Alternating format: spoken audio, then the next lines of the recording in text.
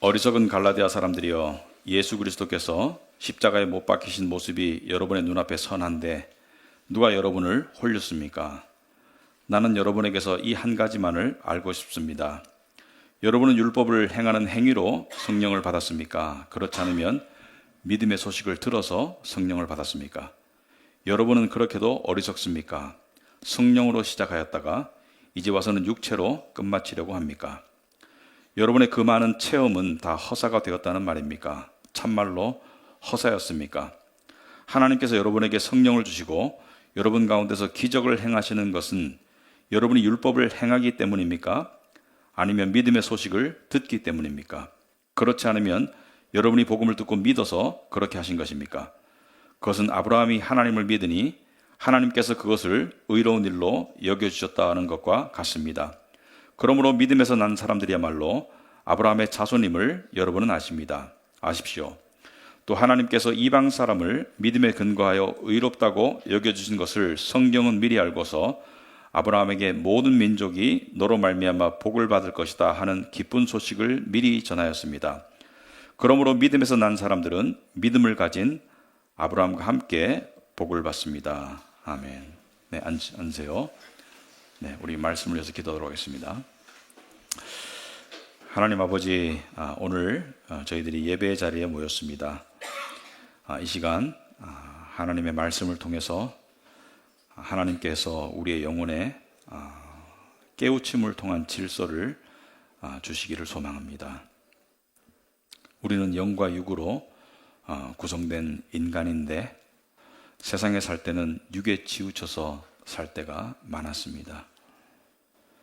영으로만 된 것이 아니기 때문에 육에도 신경을 써야 하지만, 육의 일도 보살펴야 되지만 영의 비중이 더 큼에도 불구하고 육에게 더 신경 쓰고 살다 보니 우리 안에는 좌절감과 또 혼돈이 자리 잡곤 합니다. 이 시간 하나님께서 우리의 영을 일깨워 주시고 조화로운 하나님의 백성이 될 수 있도록, 사람이 될 수 있도록 주님 은혜 베풀어 주시옵소서.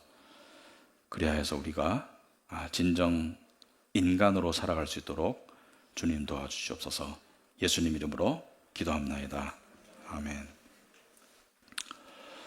네, 우리가 믿음 생활을 할 때 우리가 이 믿음이라는 것은 결국 듣고 행한다, 또는 깨닫고 적용한다, 그렇게 볼 수가 있겠죠, 그죠?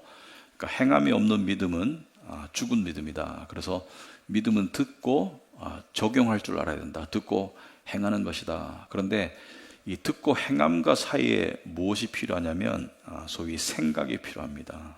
생각할 줄 알아야 된다. 그래서 생각을 통해서 들은 믿음을 깨닫고 소화했을 때 적용으로 나아갈 수 있겠습니다.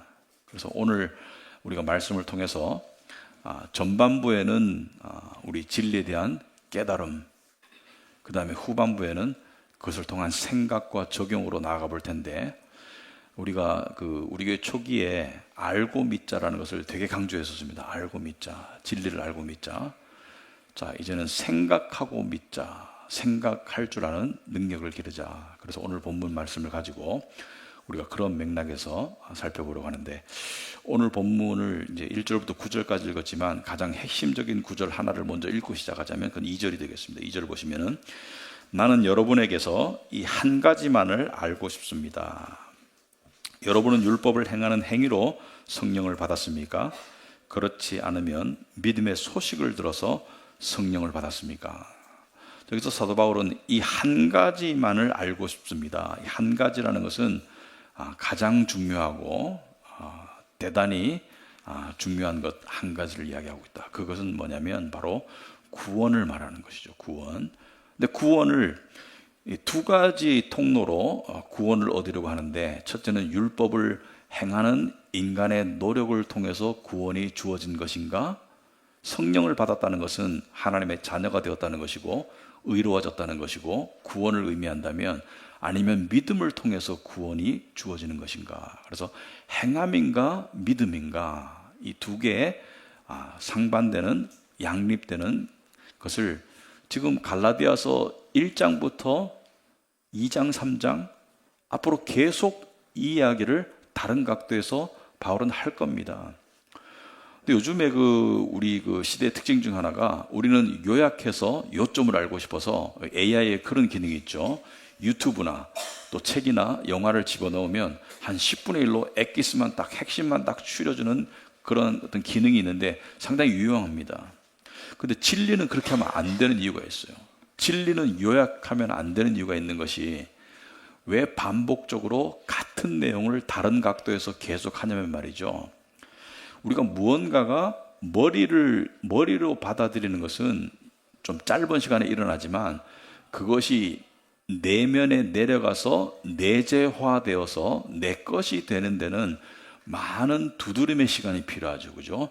마치 못을 박듯이 물이 바위를 뚫듯이 진리가 우리의 딱딱한 마음을 두드려야 되기 때문에 반복적으로 같은 것을 계속 다른 각도로 이야기하는 이유가 거기 있기 때문에 핵심만 말씀해 주세요. 이렇게 하면 진리는 내 것이 될 수가 없기 때문에 그래서 했던 이야기를 다른 각도에서 계속해서 하고 있는 것이죠.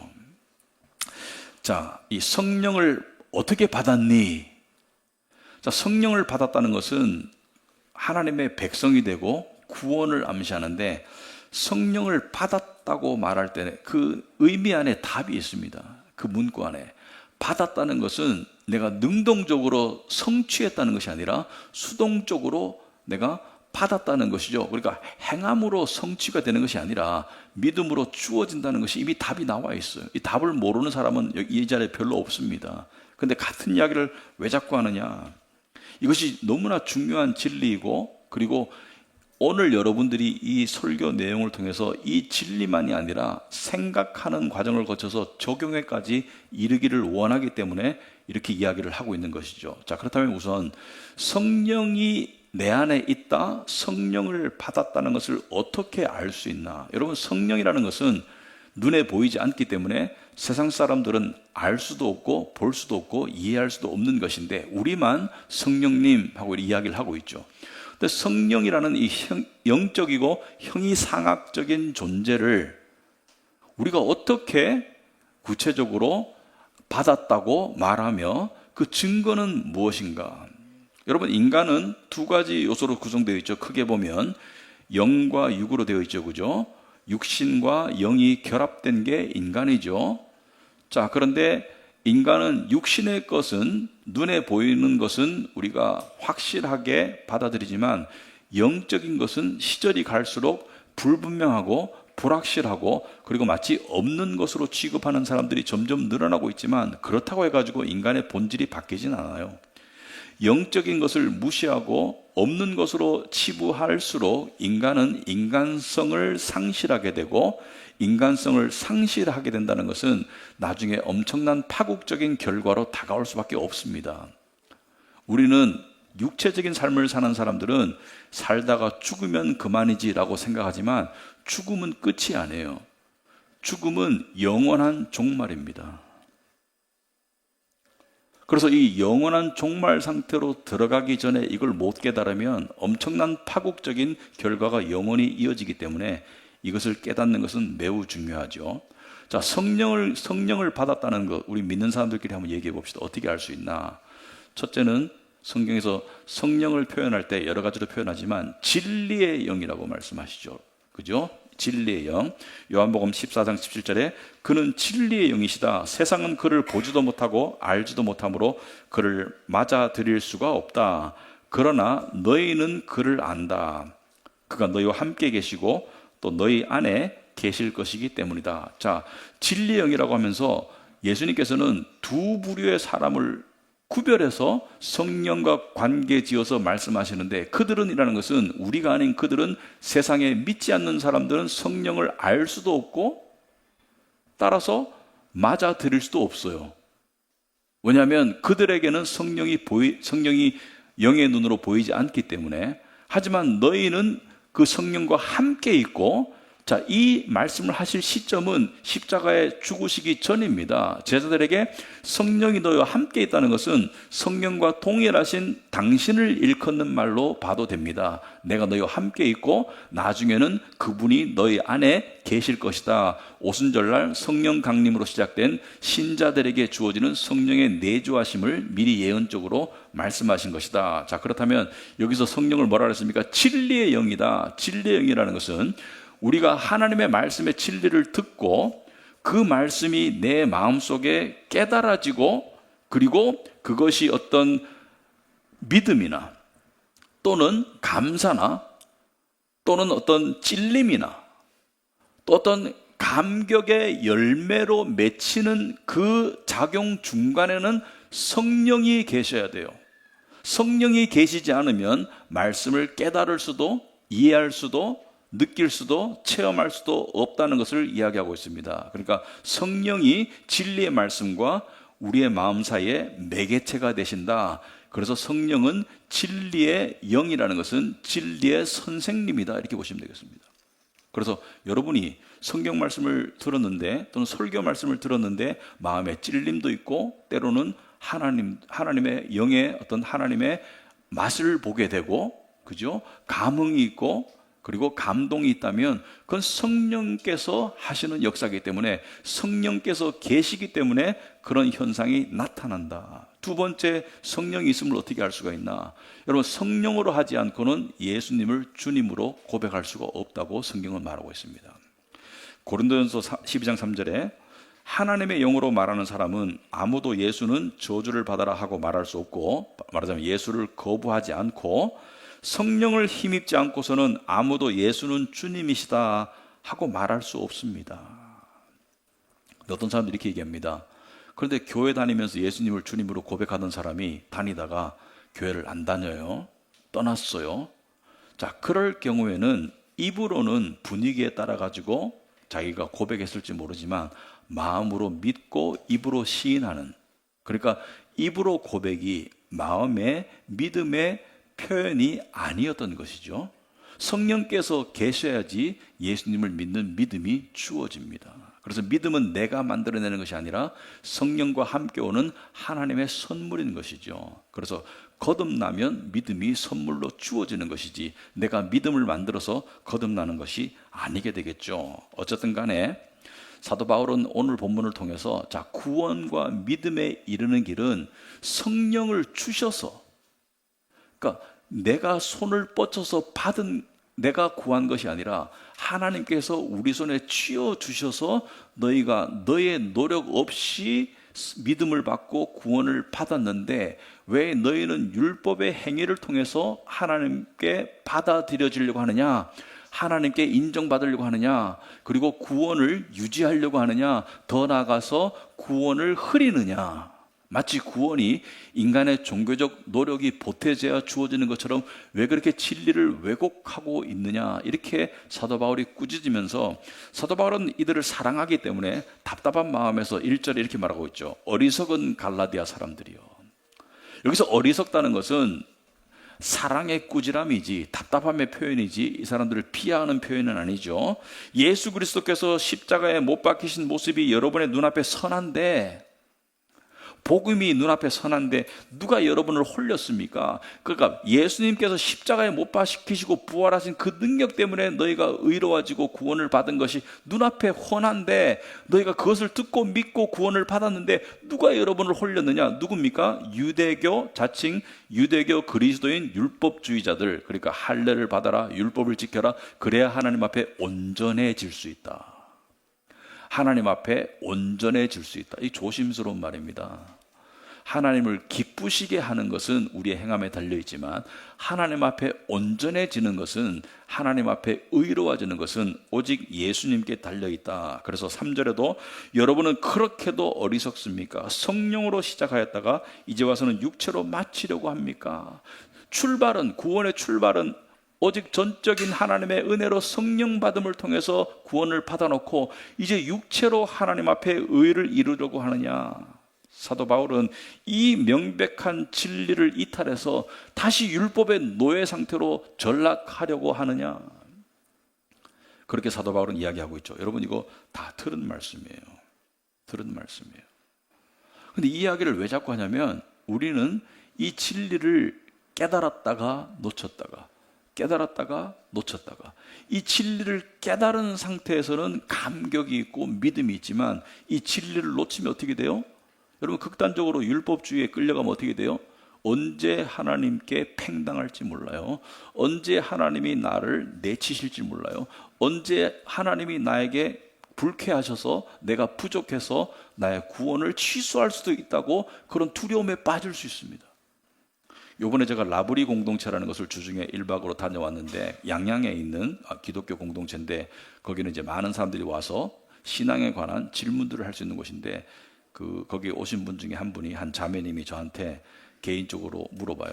구원을 이룰 수 있다는 이야기를 찬양 집회에 가가지고 자기가 들었는데 목사님 어떻게 생각하세요? 그래서 제가 물어봤습니다. 불안하시죠? 불안하대요. 그래서 제가 설명을 해줬는데 어쨌든 간에 율법주의는 우리의 구원받은 자들을 불안하게 만들고 노예 상태로 만들 뿐만이 아니라 하나님과의 관계가 올바르지 않도록 만들고 나중에는 복음을 제대로 전할 수 없도록 만들어버립니다. 자, 오늘 제가 중요한 사실을 몇 가지 이야기하기 전에 용어 정리를 먼저 하고 싶다. 무슨 말이냐면 여러분이 이 같은 용어를 쓰더라도 많은 사람들이 다른 개념으로 쓸 때가 있습니다. 그래서 석박사 논문에 보면 각주의 용어 정리를 먼저 할 때가 있습니다. 내가 이 논문에서 이 단어를 쓸 때는 이런 의미로 쓴다라고 정리를 할 때가 있듯이 여러분 우리 기독교 안에서 가장 많이 알려지고 가장 많이 쓰여지는 단어라는 복음이라는 단어조차도 교단이나 교회에 따라 가지고 의미가 달라요. 우리 교회에서 복음은 전적으로 예수님의 십자가와 부활에 관한 오직 예수님으로 가득 찬 것을 복음으로 말한다면 저쪽 어느 교단이나 어느 단체에서는 복음이 이 사회 정의라는 개념으로 쓰이기도 합니다. 경제적 평등, 정치적 자유, 억압에서부터의 자유를 복음이라고 표현하기도 한다. 그래서 그 사람들이 복음이라고 말할 때는 예수님의 유일성과 완전성이 아니라 복음이 사회에서 어떻게 적용되어야 하느냐에 대한 자기 나름대로의 확신을 복음이라고 이야기합니다. 자, 그래서 용어 정리를 딱 3단어만 할 테니까 어렵지 않아요. 첫째는 의라는 것이 무슨 뜻이냐? 의라는 것은 하나님께 인정받고 받아들여질 자격을 말합니다. 인간은 이 자격을 전혀 갖추지 못했어요. 죄인이기 때문에 하나님께 버림받아야 되고 하나님의 원수인데 의라는 것은 아무 거리낌 없이 하나님께 완전히 받아들여지는 자격을 의라고 말한다. 이것이 예수님을 통해서 주어지는 것이죠. 두 번째, 정체성이 뭐냐? 여러분의 정체성이라는 단어를 많이 사용하는데 대부분의 사람들이 정체성에 대해서 어렴풋이 알지만 정체성이라는 것은 짧게 표현하자면 본질적인 의미에서 나는 누구인가, 이게 정체성입니다. 자, 나는 누구인가가 앞에 뭐라고 그랬습니까? 제가 본질적인 의미에서 나는 누구인가. 그러니까 인간이라는 본질적인 의미에서 나는 누구인가. 상대적이고 그리고 임시적인 의미가 아니라 본질적인 의미에서 나는 누구인가가 정체성이다. 그 다음에 제가 실존이라는 단어를 오늘 사용할 텐데 실존은 무슨 뜻이냐? 여러분 실존이라는 단어는 철학적으로 쓰이느냐 종교적으로 쓰이느냐에 따라서 의미가 달라요. 또는 유신론적으로 사용되느냐 무신론적으로 사용되느냐에서 의미가 다릅니다. 무신론적인 입장에서 실존은 너의 존재를 네가 만들어가는 것이 실존이라면 오늘 설교 시간에서 제가 사용하는 실존이라는 단어는 기독교적인 유신론적이고 기독교적인 입장에서 실존은 뭐냐면 하나님 앞에서 신 앞에서 존재하는 나, 이게 실존입니다. 신 앞에 하나님 앞에 서 있는 나, 이게 실존입니다.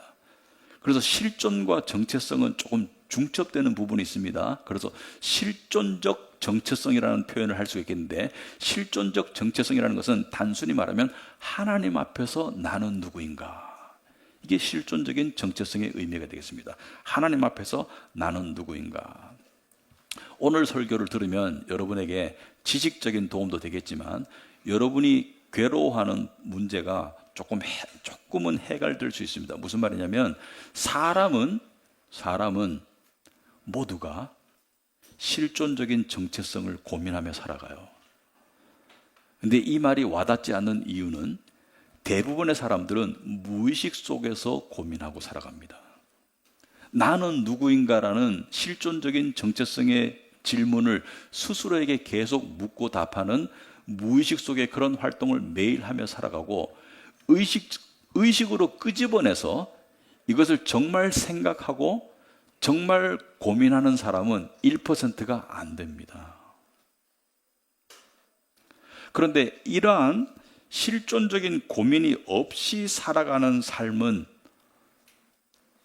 사실은 자기가 누구인지를 죽을 때까지 모르고 살다가 죽는 삶이 되는 거예요. 이게 굉장히 중요한 문제입니다. 나는 그런 복잡한 거 생각하고 싶지 않아 생각하고 있어요, 무의식 속에서. 근데 그것을 생각하고 해결하지 않고 사는 사람은 끊임없는 불안 속에 살아갑니다. 왜냐하면 분명하게 규정되지 않은 중요한 무언가는 우리에게 불확실성으로 다가오고, 불확실성은 불안감을 조성하기 때문에 사람들이 불안감을 느끼는 이유는 자기 자신의 실존적 정체성에 대한 분명한 개념 정리가 안 되었기 때문이죠. 그래서 어떤 철학자는 인간을 이렇게 표현했습니다. 존재 자체가 괴로운 존재다. 존재 자체가 괴로워요. 그래서 이것을 좀 형이하학적으로 고민하느냐, 형이상학적으로 고민하느냐의 차이지, 고민은 매일 하고 있다. 자, 그래서 여기까지 하고 오늘 말씀을 이어서 보겠는데, 5절에 하나님께서 여러분에게 성령을 주시고 여러분 가운데서 기적을 행하시는 것은 여러분이 율법을 행하기 때문입니까? 아니면 믿음의 소식을 듣기 때문입니까? 그렇지 않으면 여러분이 복음을 듣고 믿어서 그렇게 하신 것입니까? 똑같은 얘기를 반복적으로 계속하고 있죠.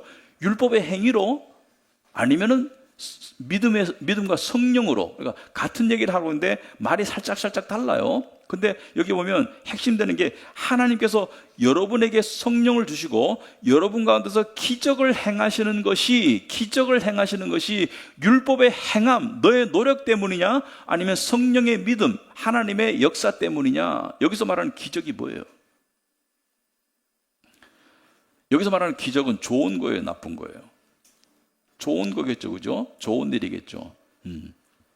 여기서 말하는 기적은 뭐 병고침이나 어떤 무슨 뭐 치유의 은사나 어떤 예언의 기적을 말하는 게 아니고요.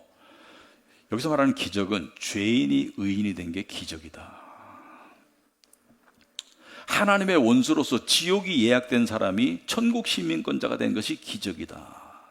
이런 거죠. 예를 들자면 어떤 사람이 엄청난 빚쟁이로 가난해요. 근데 가난한 것만이 아니라 빚을 엄청나게 져서 평생 갚아도 도저히 못 갚아. 이자도 못 갚아. 근데 갑자기 그 사람이 벼락부자가 되었어요.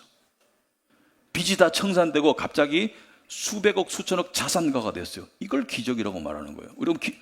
그 사람한테 기적이 일어났어. 기적 같은 일이 일어났어. 정말 빚에 헛떡이던 그 빚쟁이 그 양반이 갑자기 엄청난 자산가가 되었어. 엄청난 부자가 되었어. 이걸 기적이라고 그러죠. 그죠? 기적. 흥부의 박씨처럼 기적이라고 그러죠. 이러한 기적을 말하는 거예요. 영적인 의미에서. 하나님 앞에 엄청난 빚쟁이인 죄인이 엄청난 의인이 되었다. 지옥으로 향할 그런 운명이었던 사람이, 하나님의 원수였던 사람이 하나님의 자녀가 되었다. 이 엄청난 기적이죠. 그죠? 그러한 기적을 말하는데, 이 기적이 인간의 노력을 통해서 주어졌느냐, 성령의 역사를 통해서 주어졌느냐. 6절에 그것은 아브라함이 하나님을 믿으니 하나님께서 그것을 의로운 일로 여겨주셨다는 것과 같습니다. 그러므로 믿음에서 난 사람들이야말로 아브라함의 자손임을 여러분은 아십니다. 또 하나님께서는 이방 사람을 믿음에 근거하여 의롭다고 여겨주신다는 것을 성경은 미리 알고서 아브라함에게 모든 민족이 너로 말미암아 복을 받을 것이다 하는 기쁜 소식을 미리 전하였습니다. 이 의의 가치를 여러분이 안다면 지금 눈물 뚝뚝뚝뚝 흘리고 있어야 돼요. 여러분이 하나님의 은혜는 천국만 깨달아서 깨달아지는 것이 아니라 지옥을 동시에 깨달아야 됩니다. 지옥에 가지 않은 것만 해도 엄청나게 감격스러운 은혜인데, 거기다 천국을 갈 수 있다는 것, 영원한 운명이 완전히 뒤바뀌는 그 자격이 의라는 것을 알 때 이것은 세상 모든 것을 합친 것과 비교할 수 없는 무한하게 높은 가치를 가진 보물이죠. 그죠? 이 보물이 나의 노력과 행함으로는 주어질 수도 없고, 근데 나의 노력과 행함과 관계없이 하나님의 일방적인 은혜로 성령으로 주어졌다? 여러분 눈물 나야 돼요. 예, 정말로 깨닫는다면. 한강변에 아파트 10채를 받으면 눈물 흘릴 거잖아요. 그죠? 근데 100채하고도 비교가 안 되는 은혜가 주어졌다. 그리고 9절에 그러므로 믿음에서 난 사람들은 믿음을 가진 아브라함과 함께 복을 받습니다. 이게 굉장히 중요한데요. 아브라함은 하나님의 정말 택한 자로서 믿음의 조상이라는 그 엄청난 복을 받고 천국에 전 들어가서 웃고 있겠죠. 그죠? 그 사람이나 여러분이나 저나 동일한 믿음이라는 통로를 통해서 같은 복을 받았다. 아브라함의 자손이다. 영적으로 자손이다. 육적으로 자손이 아니라 영적으로 자손이다. 그래서 우리는 영적으로 아브라함과 똑같은 신분이 되었다. 여러분이 아브라함을 존경한다면 존경하세요. 그러나 여러분과 아브라함은 아무런 차이가 없습니다. 정체성에서는 똑같은 정체성을 부여받았는데, 여기서 함께 복을 받습니다라는 표현이 조금 번역이 좀 미흡합니다. 이게 수동형 과거형입니다. 수동태 과거형입니다. 그러니까 복을 내가 취했다는 것이 아니라 복을 받았다는 거예요. 하나님의 손에 쥐어주셨는데 이미 발생한 과거 형태로 되어 있습니다. 영어로 보면은 are blessed along with Abraham. 그러니까 아브라함과 함께 are blessed. 수동태로 과거형으로 이미 받았다는 것을 이야기하고 있죠. 자, 지금까지가 본문에 관한 설명이고 이제부터 적용에 관한 설명인데, 지금부터 생각이 필요해요. 지금까지 했던 생각과는 조금 더 차원이 다른 생각이 필요한데, 자, 우리 인간은 나는 누구인가, 나의 정체성에 대해서 매일매일 생각합니다. 무의식 속에서는 모두가 생각하고요, 의식 속에서는 생각하는 사람이 좀 적긴 하지만 생각해요. 근데 대부분의 사람들은 자기의 정체성을 발견하지 못하고 생을 마감하게 되겠습니다. 이것이 인간의 비극입니다. 내가 누구인지를 모르고 살다가 죽어가는 사람이 거의 대부분이다. 근데 어떤 사람들은 이렇게 생각합니다. 나는 내가 누군지를 아는데, 나는 학교 선생님인데, 나는 누구 엄마인데, 나는 어느 직장에 다니는데, 나는 직업이 뭔데, 나는 국적이 뭔데. 그것이 진정한 정체성일까? 여러분, 정체성은 어떻게 발생되나요?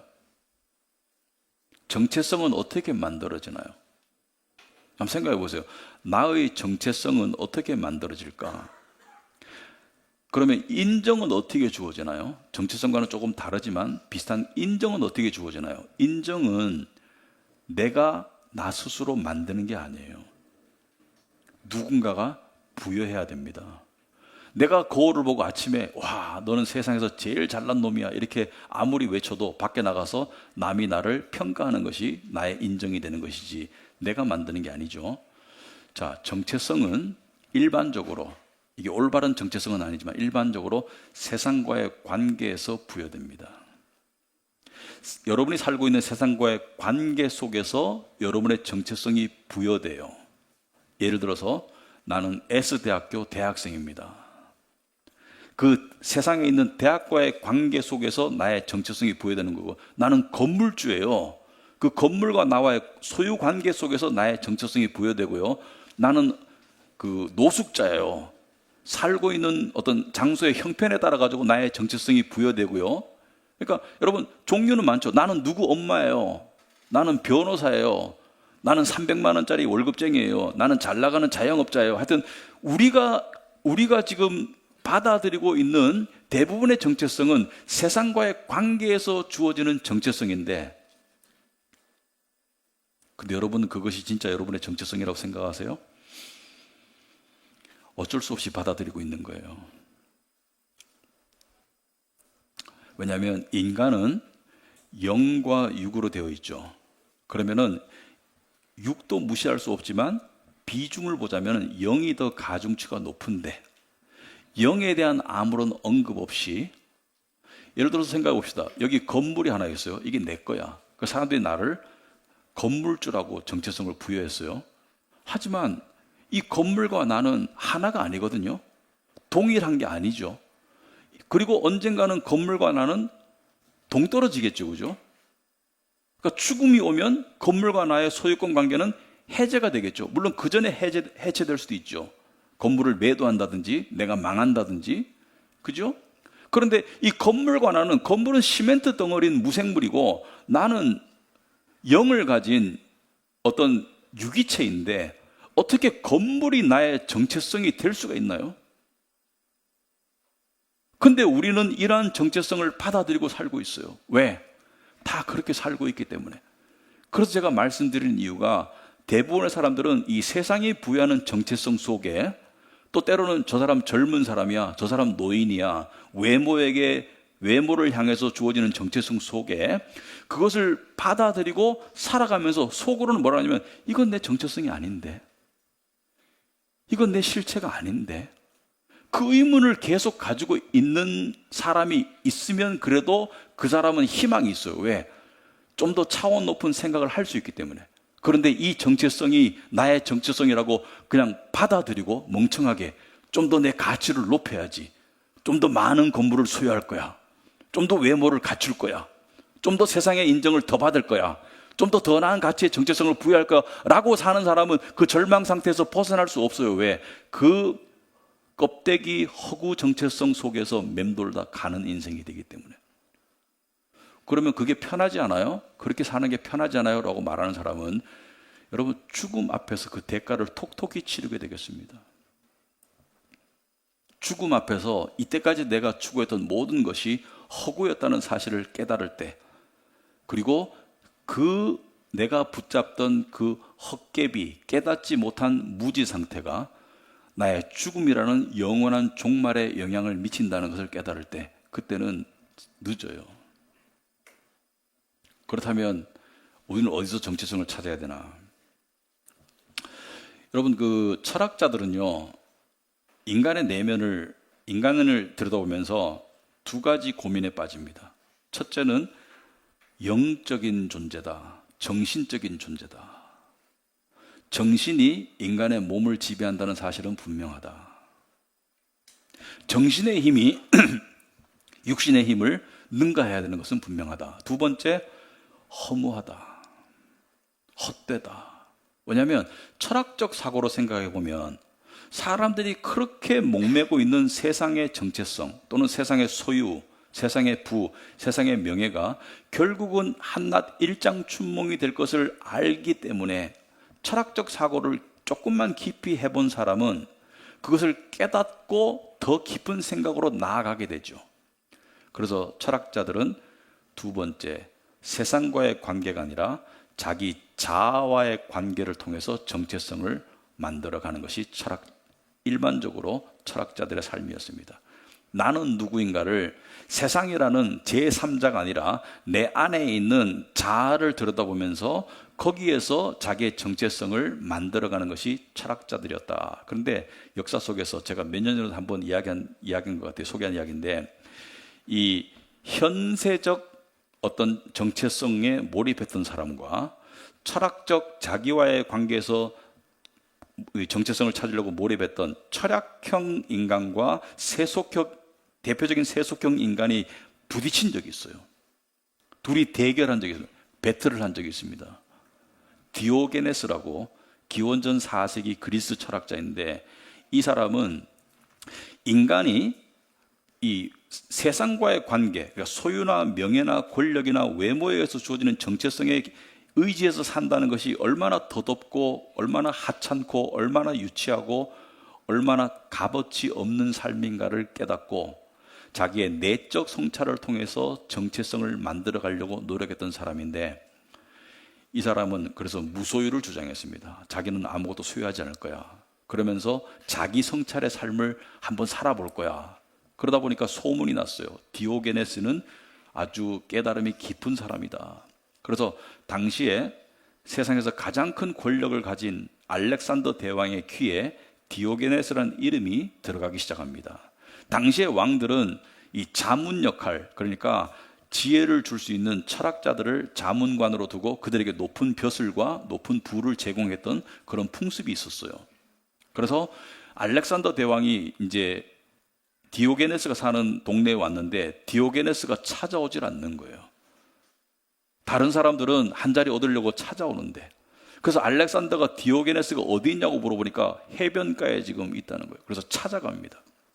찾아가니까 이렇게 뭐 바늘로 옷을 깁고 있던가 하여튼 그랬어요. 그러니까 알렉산더가 탁 앞에 서 가지고 디오게네스에게 말합니다. 원하는 게 뭐냐? 다 들어줄게.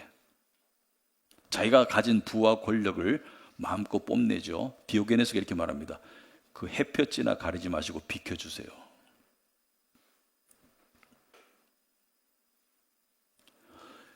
세상에서 가장 많은 부와 권력과 명예를 가진 사람 앞에, 그러니까 세상과의 관계 속에서 자기의 정체성이 누구보다도 우월하다고 생각했던 그 알렉산더 대왕 앞에 세상적으로 봐서는 초라한 디오게네스는 내적 성찰을 통해서 얻은 자기와의 관계 속에서 얻은 그 정체성으로 그를 압도했어요. 그래서 알렉산더가 조용히 물러가면서 이렇게 혼잣말을 했다는 유명한 일화가 있습니다. 내가 알렉산더가 아니었으면 디오게네스가 되었을 텐데, 부러워하면서 떠났어요. 근데 이 디오게네스의 일화를 보면 디오게네스는 기이한 행적으로 유명한 사람인데 대낮에 등불을 가지고 다녔어요. 그리고 그 등불을 가지고 일부러 사람을 비춰요. 그럼 사람들이 생각할 거 아닙니까? 첫째는 혼한 대낮에 등불을 왜 들고 다니냐? 그리고 두 번째, 왜 나를 비추냐? 그걸로 디오게네스가 나는 진정한 인간 하나를 찾아다닌다.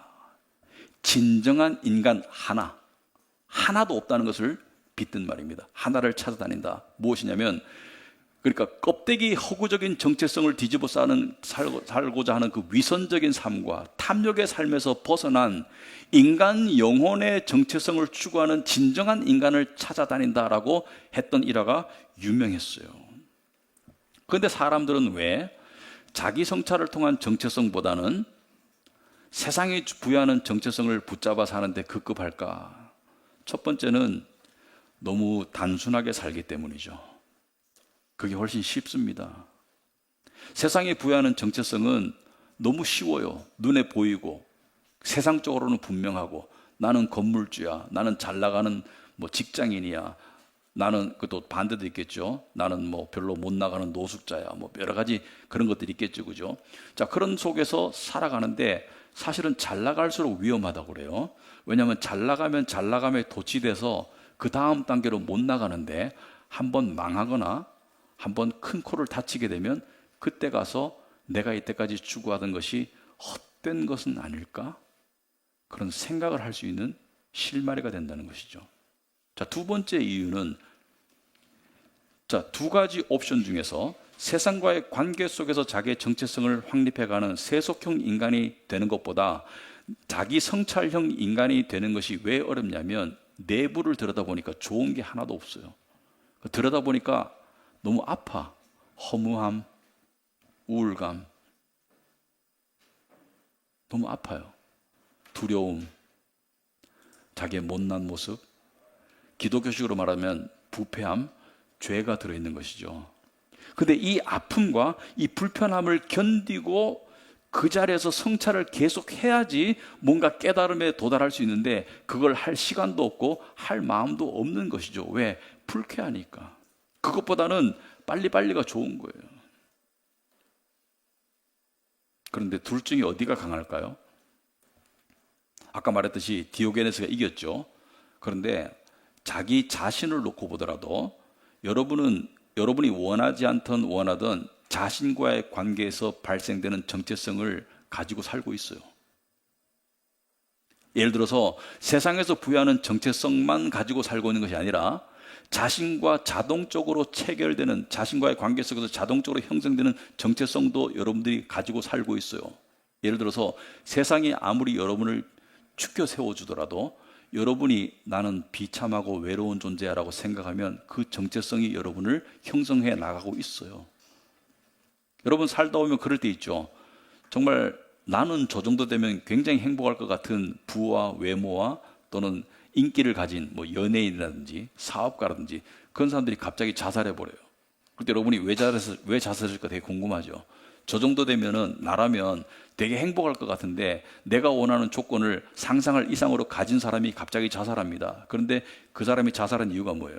외부에서 주어진 그 정체성보다 내가 나 자신을 들여다봤을 때 느껴지는 허무함, 외로움, 그 불안감, 그게 더 상위에 있기 때문에 자살하는 거예요.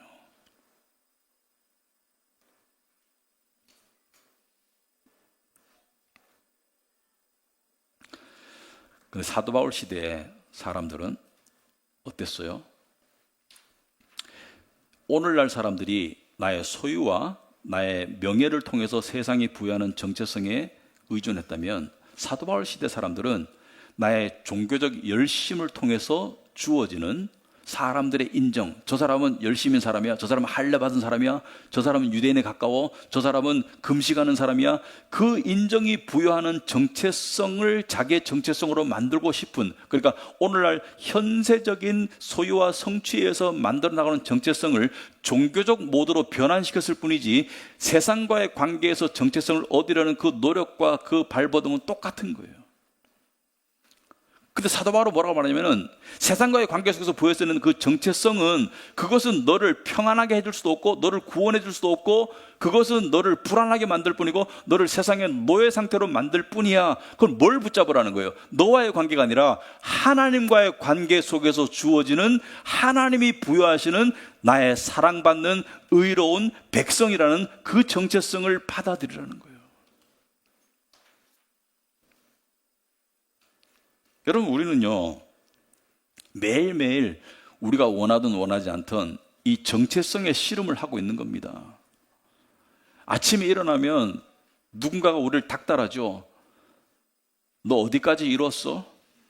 그래가지고 너의 정체성이 나아지겠어? 너의 미래에 지금보다 더 나은 정체성을 만들려면 어떻게 해야 돼?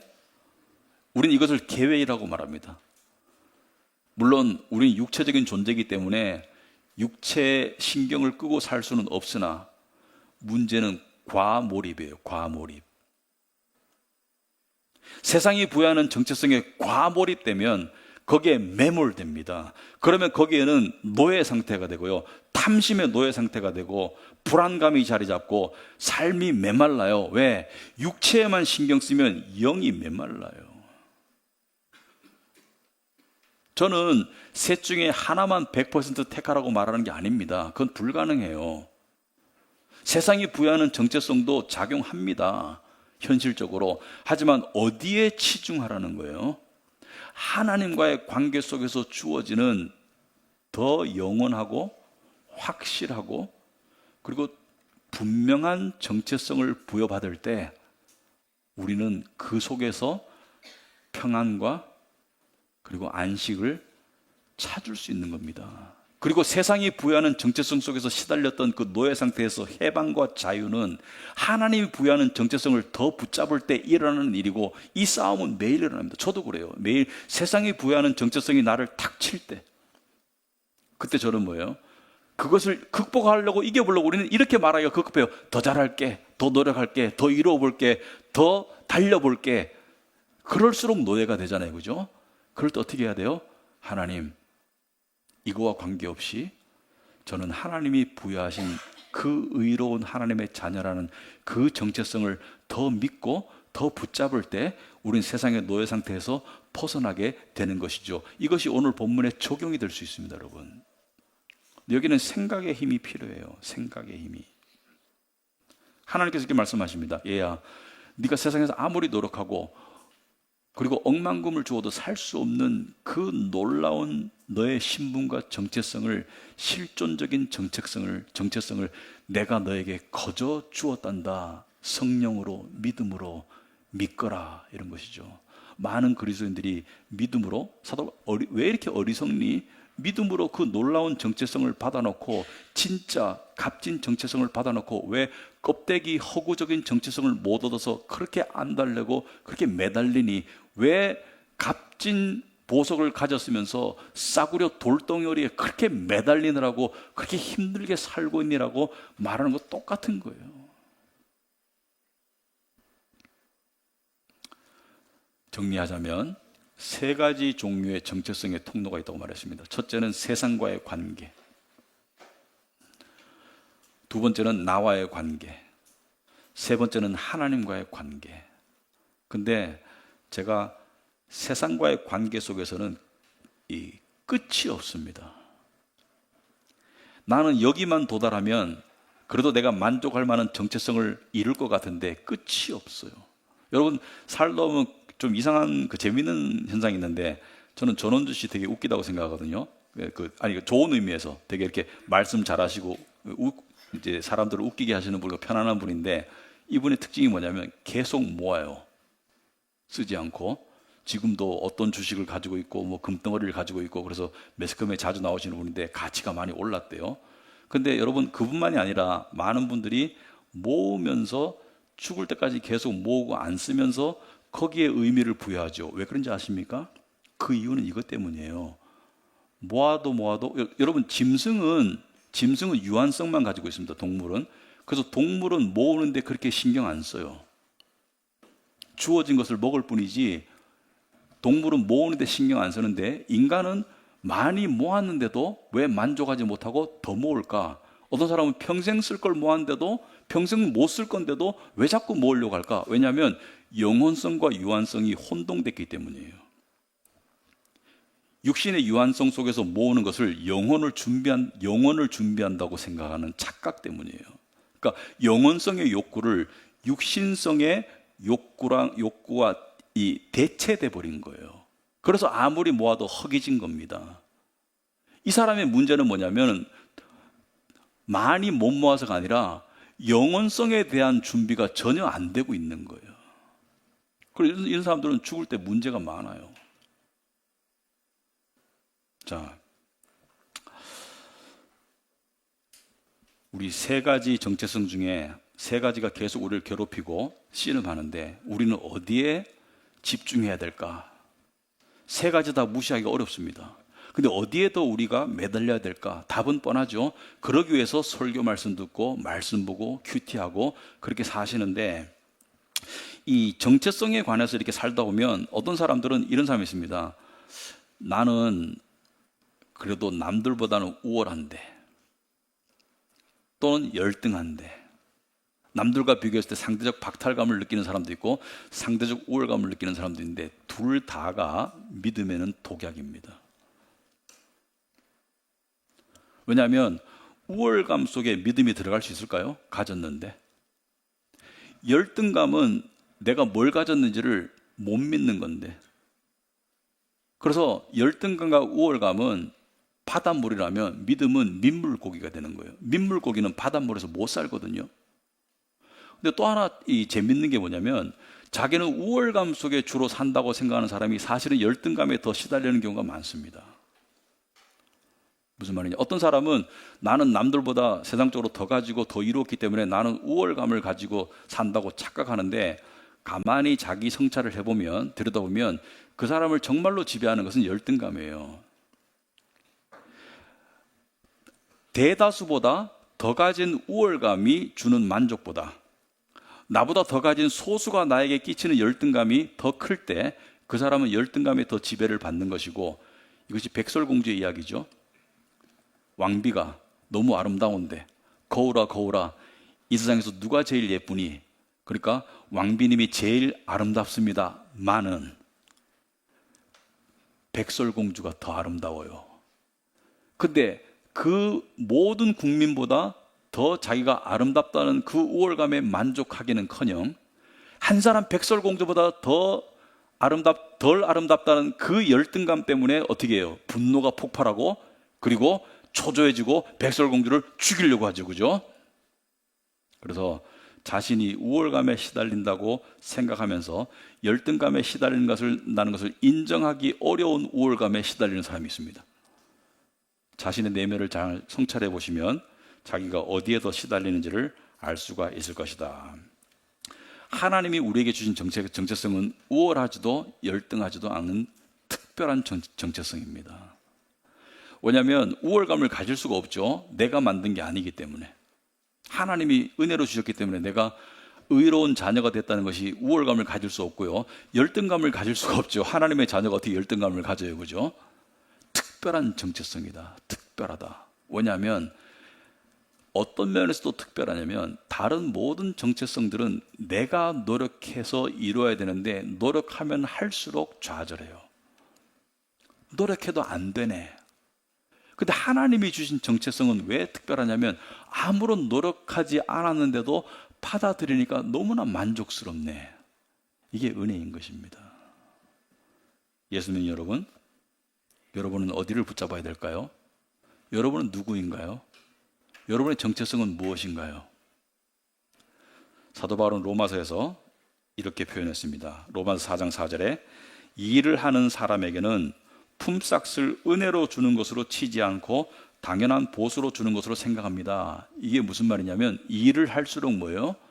빚쟁이가 되는 거예요. 일을 할수록. 그러나 경건하지 못한 사람을 의롭다고 하시는 분을 믿는 사람은 비록 아무 공로가 없어도 그의 믿음이 의롭다고 인정을 받습니다. 아멘. 이것은 하나님 앞에서 내가 의인이 되고 하나님의 백성이 되느냐는 그 실존적 정체성에도 적용되는 문구이지만 동시에 세상 속에서 살아가면서 세상이 우리를 공격하는 그 세상과의 관계 속에서 정체성에서 살아남으려면 여기에 무기가 되는 믿음이기도 합니다. 그 씨름이 여러분의 삶 속에 매일매일 있을 거예요. 그 속에서 과몰입하거나 매몰되지 않으려면 진리를 알지니 진리가 너희를 자유케 하는 그 믿음으로 나아가야 됩니다. 그런 믿음으로 나아가시는 여러분 되시기를 축복합니다. 네, 기도하겠습니다. 하나님 아버지, 참으로 저희들의 생각을 새롭게 해주심을 감사합니다. 아버지 하나님, 우리가 육신의 존재이고 육신의 것을 무시해서 살 수도 없고 하나님은 육신의 것을 완전히 무시하라고 말씀하지 않으셨습니다. 하지만 먼저 그의 나라와 그의 의를 구하라고 했습니다. 우선순위적으로 우리의 영적 정체성을 먼저 구해나가는, 그래서 세상이 부여하려고 하는 그 껍데기 허구 정치성에 함몰되지 않는, 거기에 매달리지 않는 그런 하나님의 백성으로 살아갈 수 있도록 주님 도와주시옵소서. 특별히 비교하고 우월감을 느끼는 그 마음도 경계해 주시고, 또 비교해서 박탈감이나 열등감을 느끼는 그 마음 또한 죄라는 것을 깨닫게 해주시고, 하나님이 주신 특별하고 각별한 정체성을 더욱더 붙잡아 나가는 그런 정말 내실 있는 믿음의 사람이 될 수 있도록 주님 도와주시옵소서. 예수님 이름으로 기도합나이다. 아멘.